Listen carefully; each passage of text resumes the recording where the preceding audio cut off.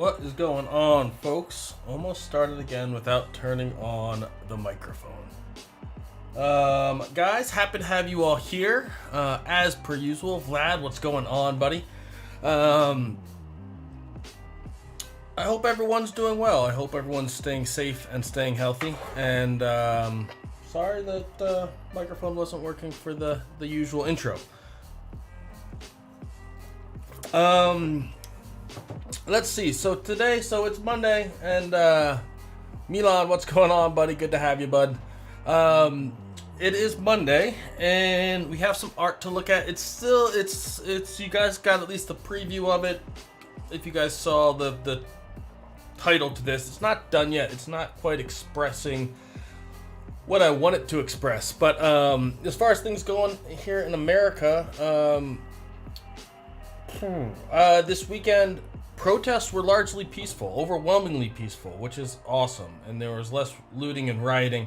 The police have seemed to take the opposite message and really amped up the force and violence with which they are responding to said violence and or said peaceful protesting. And a black protester in Texas, I believe, got shot in the base of the skull by a less lethal beanbag, and he has brain damage. He's unconscious, has been for a couple of days, and they don't know how he's going to turn out. Cops have been responding to protesters making noise and expressing themselves with pepper spray and metal batons. Every time I go to my newsfeed, there's a new example of it. So this piece that we're going to look at getting started today, the idea behind the piece is that it's I do think that we have an opportunity as a nation to be better here, and to have this be kind of a point at which we started to figure some things out in a meaningful way and actually affects some systemic change in the way that our country views and treats racial differences, basically.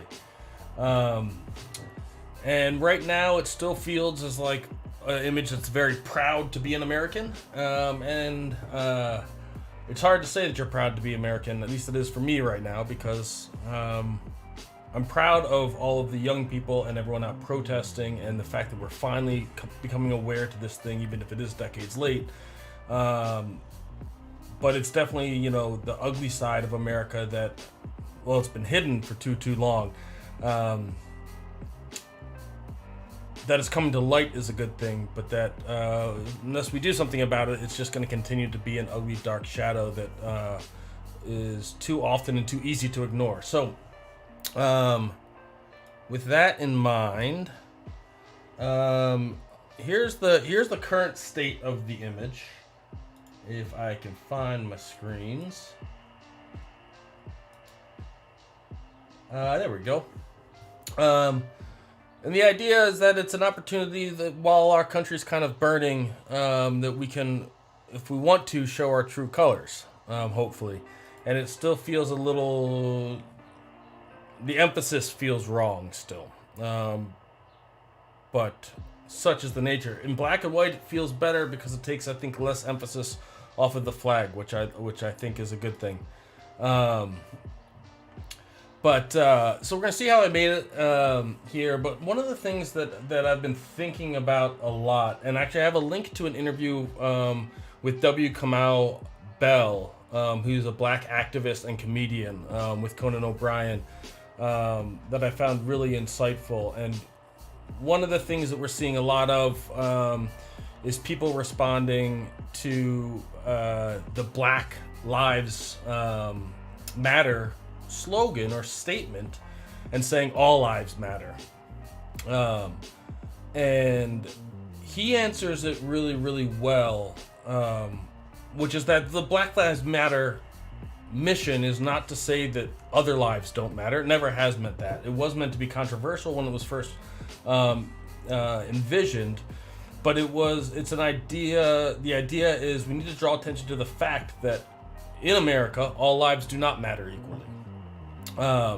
And so to respond to Black Lives Matter by saying all lives matter is an insult or denial of the fact that Black lives are not treated equally here in the country.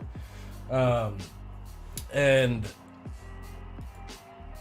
I've had it on a couple of my posts. I've had people comment on this, particularly one on ArtStation. Someone said all lives matter, and I responded by essentially saying what I just said, and his answer was boo-hoo. And in a few conversations it's come up as well, and what scares me about that is that I think that we have an opportunity to be better here, to change things moving forward. But we all need to kind of admit the problem as a problem, and not shy away from it by saying all lives matter. Yes, of course all lives matter. That's the idea behind this. Let's identify the ones that are not being treated to matter. And W. Kamau Bell says, in his response to All Lives Matter, he says, all the people that are saying all lives matter, they weren't going around and saying that before Black Lives Matter became a thing. It wasn't, these people are resorting back to that. They weren't there beforehand. And I think it's an interesting thing to point out, which is that now we're all agreeing that all lives matter, and some of us are afraid to say Black Lives Matter. And that's a sad state of affairs, and it scares me because we're in a state where, this November we'll have our election for president and a bunch of other senator and representative roles in our country. And that's kind of America's chance to say this is where we're at, and this is what we believe, and this is what this is how we want to be moving forward. And I don't think that everyone who voted for Trump or some of the GOP officers, I don't think that they're racist. I think that largely speaking, most of the supporters of the GOP are supporting them for reasons of, it could be economic policy, tax policy, business policy. There's a lot of, it's obviously a very complex situation on what we're voting for here in America. That's easy to say, well, Trump's a racist and therefore don't vote for him, or McConnell's a racist. And I don't think the majority of their supporters are, but what the majority of the supporters, whether they're supporting them because of tax policy or abortion policy, or welfare policy or whatever it might be, I think it's important that we realize that what that vote is then saying, it might not be supporting racism, or it might not be supporting or not for inequality, but it is saying that I put all of the other things as more important. It's still a statement of value, even if you're not supporting racism and you're not a racist, but you are supporting the Republican Party or Donald Trump. I don't think that those people are supporting police brutality or anything else, but they are still saying that those things are less important than how many taxes I pay or how much money we use for quote unquote socialist programs. And I really hope that Americans come November haven't forgot about the moment that we're in right now and vote in light of that. I linked the W. Kamau Bell interview below, and I highly suggest that anyone listening here goes and listens to that as well. Super insightful, I thought. And one of the things that W. Kamau Bell says is, there's this idea, especially in white America, of like, okay, this is terrible, what's going on? What can we do to help black folk, black and brown Americans? And his position is, this almost should be a selfish thing. It shouldn't be what we can do for the minorities in our country, but internalizing the fact that a more just America is better for everybody. It's better for whites, blacks, browns, yellows, whatever color you want to throw at it. And I think I hadn't really thought of it that way. And I think that in trying to start to internalize that is a step in the right direction. And that the other thing that he says that I think is good is that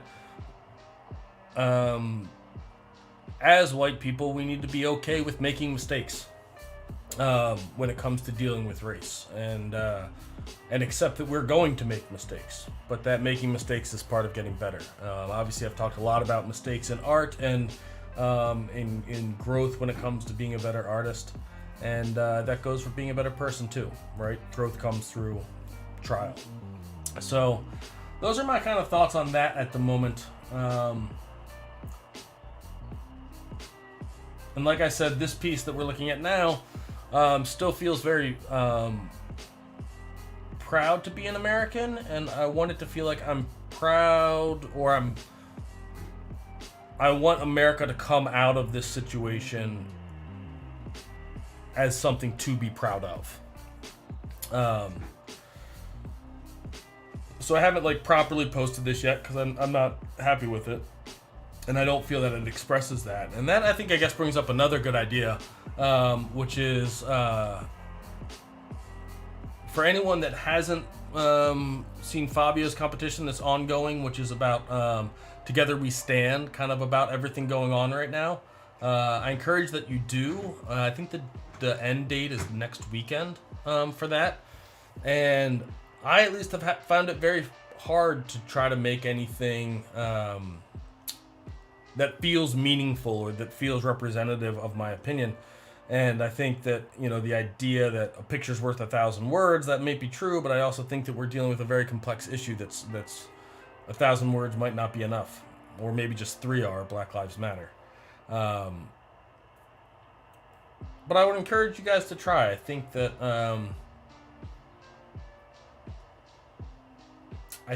we have an opportunity as artists to make a statement, and I don't think it's easy, right? And communicating something as complex as the issues that are going on is, I think, hard. Nitin, what's going on, my friend? Happy to have you here. So I think that's everything I wanted to say today. I know I said we'd be getting back to art sometime this week, and we will be. Well, maybe not this week, maybe next week. This week, my wife and I and our baby are leaving town tomorrow morning. Mayor's been working, my wife's been working on a project in upstate New York, converting it into a venue for weddings and the like. And so we are going there to do some work on that, and I'll be away from my computer, so I won't be back until Friday. But this is all still very much at the forefront of my mind, and I kind of find that I can't really effectively think about anything else.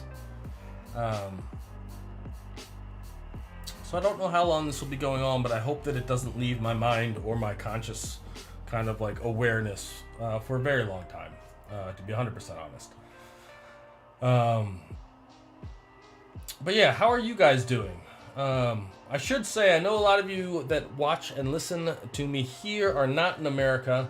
I have been blown away by the global support that we've been seeing for what is, I don't think just an American problem, but definitely an acutely American problem. And I just want to say thank you for that. It's appreciated. I think that the more global voices we have, the easier it'll be. Even saying easier doesn't sound right, but at least the more obvious it can maybe become for those that are in power that are against changing things well. Oh, Nitin, I didn't realize you were in Canada. I have appreciated some of your country's remarks and statements about all of this.